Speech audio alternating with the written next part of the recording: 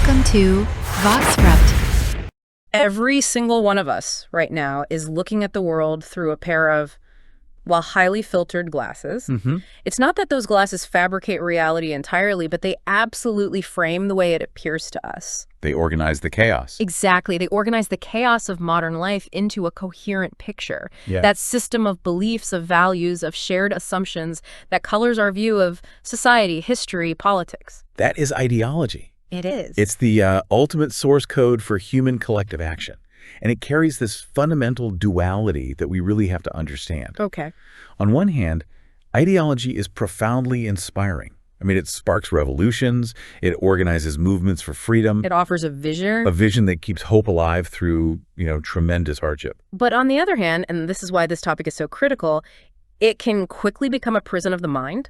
Right. It can justify the most brutal uses of power, mask the contradictions within a failing system, and just impose a single, often suffocating narrative on society. Which leads us to the central question we're tackling in this deep dive. Yeah. Is it genuinely possible for a society or even an individual to see the world without ideology? Or is every claim to objectivity, to neutrality itself, just a deeply hidden ideology? Because if you follow that logic, the most dangerous belief system out there might be the one that calls itself anti-ideology. Precisely. So our mission today is to explore the roots, the functions, and the most piercing critiques of these belief systems to answer the core question: what exactly is ideology, and how can it both, save us and destroy us? Let's start with the word itself. Okay, let's unpack it. Because its origin story is surprising. We use the word to imply bias now, but let's look at the etymology. Yeah. You have idea, Meaning image or concept, and then you have logos. meaning knowledge or reasoning, So you combine them and you get... the science of ideas. The term was actually introduced in the late 18th century by a French philosopher, Destutt de Tracy. And his intention was not political. Yeah, not at all. He wanted to create a branch of the human sciences dedicated to studying the origins and structures of human thought. So a pure science of how thinking works. That was the goal. Which is fascinating. It was intended to be this scientific way to study thinking, yet it immediately got sucked into the political vortex. And we can thank Napoleon Bonaparte for that. A pivotal shift. Indeed. Napoleon was the first to successfully weaponize the word. He famously mocked de Tracy and his followers as the ideologists, Basically accusing them of being lost in lofty abstraction. and totally ignorant of the realities of power, of war, of statecraft.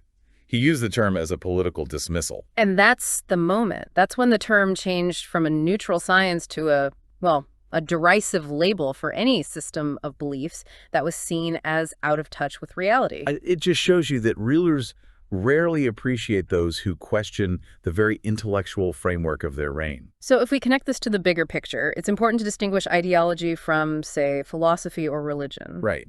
Philosophy explores fundamental questions about truth and knowledge, but it doesn't necessarily aim to mobilize the masses. And religion. Religion rests on faith, salvation, and the sacred. Ideology, however, belongs to the social and political realm. It's a comprehensive system of beliefs that guides collective action and, crucially, legitimizes power. But the real power of ideology is that it's a master of blending, isn't it? How so? It borrows the logical language of philosophy to appear sound, and then it borrows the emotional, mobilizing energy of religion to give its followers a sense of, destiny. A sacred mission, absolutely. So let's look at the utility of ideology. It's not just a collection of abstract slogans. It acts as this essential, invisible map. A map that takes the overwhelming, chaotic social world and makes it simpler. And predictable, actionable for millions of people. And that map has several core functions, and they show both the positive and negative sides. The first and most vital is identity and meaning-making. Defining us and them. Exactly. It gives people a shared horizon like a classless society or the fully free market, and perhaps most powerfully, it takes personal suffering. And it reframes it. It places it within a grand narrative, turning individual sacrifice into a symbol of collective loyalty. And once you have meaning, you can act. This leads directly to the political and organizational functions. This is essential for maintaining power. Ideology legitimizes a certain distribution of power, making it seem morally inevitable. Not just arbitrary. And organizationally, it transforms all that dispersed energy and emotion, say anger over injustice, into coordinated massive action. That's the engine of mobilization. And then third, you have the cognitive and narrative functions. Which is about simplifying complexity. Right. Using clear patterns and binaries, good versus evil, progress versus reaction. This is where framing events comes in. Can you give an example? Think about a recession. Is it labeled a temporary market correction? Or is it instantly framed as a systemic flaw of capitalism? The ideology provides the language to label, explain, and therefore dictate the appropriate response. That framing is crucial. And if you want people to commit, you need the symbolic and emotional functions to work. Now we're talking about the obvious elements, like flags, anthems, Slogans, all channeling powerful emotion into shared meaning, but also rituals and ceremonies that engrave the ideology into society's timeline. turning abstract beliefs into lived experience. And this creates powerful cohesion, which is the integrative and exclusionary function. A shared ideology creates deep trust and cooperation for the in-group, But the boundaries of that trust instantly create outsiders. which is how you get immediate labels like traitor, heretic, or enemy of the people. Then moving beyond symbols, you have the economic and institutional function, which is one of the most structural. Ideologies justify specific economic interests and large-scale policies. And they design fundamental institutions, from the tax code to the education system, based on their underlying assumptions. What's fascinating here is how often appeals to expert knowledge can mask a political agenda as scientific necessity. So it makes a political choice sound like a law of nature. Precisely. Like presenting massive cuts to public services as a non-negotiable step toward fiscal health, when it's really an ideological choice. That's a powerful distinction. And finally, we have the masking and critical function. Ideology can mask the contradictions and failures within its own system. Explaining away poverty in a wealthy country, for instance. Yes. But, paradoxically, alternative ideologies serve a crucial critical function by revealing that domination. So it's both the cover-up and the whistleblower. In a way, yes. It allows for self-correction and even revolutionary change. It's amazing how much work that map does, both to hold a society together and to blind its members. But now that we see how ideology works, we have to look at the thinkers who tried to rip that map up. And we have to start with Karl Marx. Of course. He saw ideology primarily as a false consciousness, a veil imposed by the ruling class to hide the true relations of production and domination. Making stark inequality appear natural, inevitable. For Marx, the powerful don't just control the means of production, they also control the means of intellectual production. His critique was revolutionary. It showed how ideas serve concrete economic interests. But the sobering footnote to Marx Is that the very system built on his critique, Marxism, later hardened into one of the most rigid ideologies in history. proving that no liberating narrative is immune to becoming a structure of domination itself. Then you have Antonio Gramsci. He took Marx's idea and broadened it. He argued that power relies less on brute force. Right, and more on achieving cultural hegemony. Right, where ideology becomes common sense and is absorbed unconsciously through institutions like media, schools, and even pop culture. But the challenge Gramsci leaves us with is adapting his critique to the digital age. I mean, if ideology is common sense, what does hegemony even mean today when social media has fragmented that into thousands of competing micro-ideologies? That raises a huge question about social stability.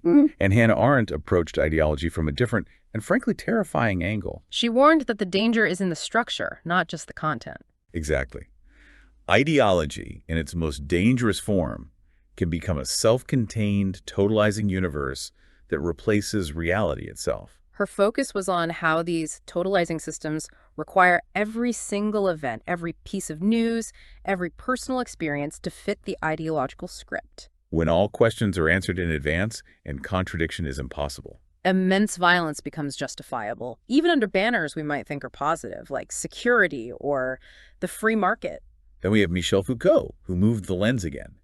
He shifted the focus from explicit beliefs to power embedded in discourse. What does that mean exactly? For Foucault, truth isn't objective. It is produced within institutional frameworks, media, medicine, academia. So ideology is less about what you believe. And more about the invisible norms, the language, the categories we just take for granted. Yes, this reveals how appeals to science or health can hide deeply ideological agendas. But Foucault leaves us with a difficult challenge. If truth is always produced by power, how do we avoid total relativism? A very difficult question.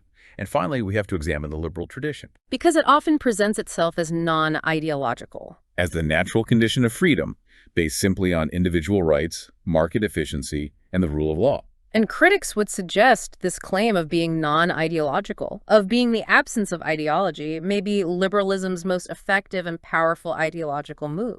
Especially when it insists that it's the only realistic option, or even the end of history. And history itself is the ultimate proof of this double-edged sword. Ideology isn't just theory, it's a living force. Look at the French Revolution in 1789.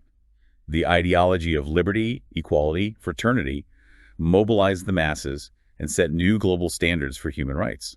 Yet that exact same ideology, when it became absolute, justified the immense repression during the Reign of Terror. And you see the same pattern with communism and the Russian Revolution in 1917. The promise of a truly egalitarian society inspired millions. But when that ideology hardened, it ossified into authoritarian structures and oppressive state control, proving the danger of abstraction overriding human reality. We also see this dual nature in nationalist movements.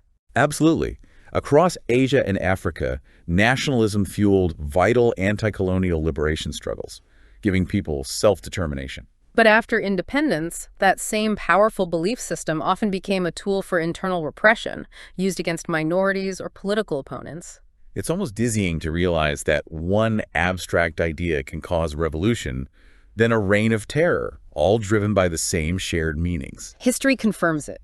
Ideologies both inspire liberation and justify repression, sometimes simultaneously. So let's return to that colored lens metaphor we started with. Okay. We can now see that the lens doesn't merely tint reality, it often helps to construct it. So no society is truly free from ideology. Because people fundamentally need frameworks of meaning, direction, and belonging to navigate the social world. So the persistent duality remains. Ideology can liberate or it can imprison. Its greatest danger lies in the moment it claims to be the only truth. Where ideology becomes utterly unquestionable, that is where freedom begins to suffocate. Understanding all this is critical because it shapes our language, our media, our economy, our culture. It is the silent architecture of our digital world, influencing everything from algorithms to global narratives. The real questions are not if we're using a lens, but Which lens? Who benefits from it? And what is the cost of wearing it? exactly. And that leads us to the final provocative thought for you to carry forward. Is a world without ideology even logically possible for a social creature like us? Or is the real task simply to achieve the intellectual maturity to recognize your own lens? And allow yourself and others the freedom to crack it when reality demands a clearer, less filtered view.